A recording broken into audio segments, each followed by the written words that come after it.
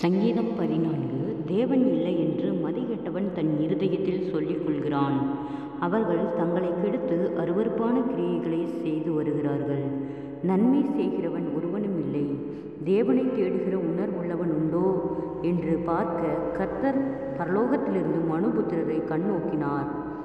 எல்லாரும் வழிவிலகி ஏகமாய் கெட்டுப்போனார்கள். நன்மை செய்கிறவன் இல்லை, ஒருவனாகிலும் இல்லை. அக்கிரமக்காரரில் ஒருவனுக்கும் அறிவு இல்லையா?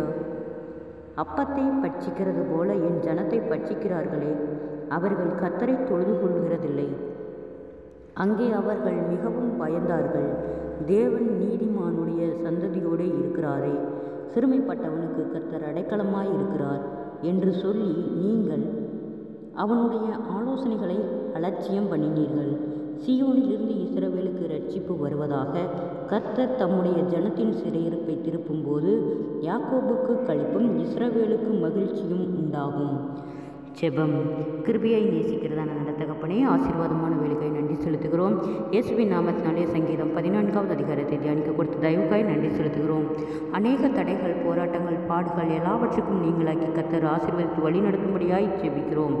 அநேக தடுமாற்றங்கள், பாடுகள், நிந்தைகள், அவமானங்கள், பொல்லாத ஆவியின் கிரியைகள், ஜெபிக்க விடாதபடி அநேக தடைகள் எல்லாம் இயேசுவின் நாமத்திலே விலகும்படியாய் ஜெபிக்கிறோம்.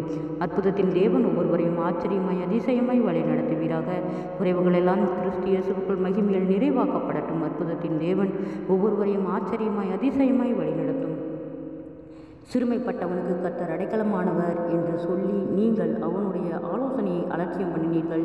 சீயோனிலிருந்து இஸ்ரவேலுக்கு இரட்சிப்பு வருவதாக. கர்த்தர் தம்முடைய ஜனத்தின் சிறையிருப்பை திருப்பும்போது யாக்கோபுக்கு களிப்பும் இஸ்ரவேலுக்கு மகிழ்ச்சியும் உண்டாகும் என்று சொன்ன வார்த்தையின்படியாக பலவீனங்களோடு இருக்கிற ஒவ்வொருவருக்கும் அற்புத சுகத்தை கொடுத்து அவர்களை மகிழ்ச்சிக்குள் வழிநடத்தும்படியாய் நாங்கள் செபிக்கிறோம். ஆண்டவரை ஒவ்வொருவரையும் சாட்சியுள்ள பிள்ளைகளாய் வழிநடத்தும். கடன் பாரங்களோடு இருக்கிற ஒவ்வொருவருக்காய் செபிக்கிறோம். கடன் பாரங்களிலிருந்து கர்த்தர் விடுதலையாக்கும். அவர்கள் மீதம் எடுக்கத்தக்கதாக அவர்களுடைய கைகளின் பிரயாசங்களை கர்த்தர் ஆசீர்வதியும். நீதியின் வழக்கரத்தால் தாங்கி வழி நடத்தும். எல்லா பொல்லாங்குக்கும் மிருகங்களுக்கும் கர்த்தர் விலைக்கு பாதுகாத்துக்கொள்ளும்.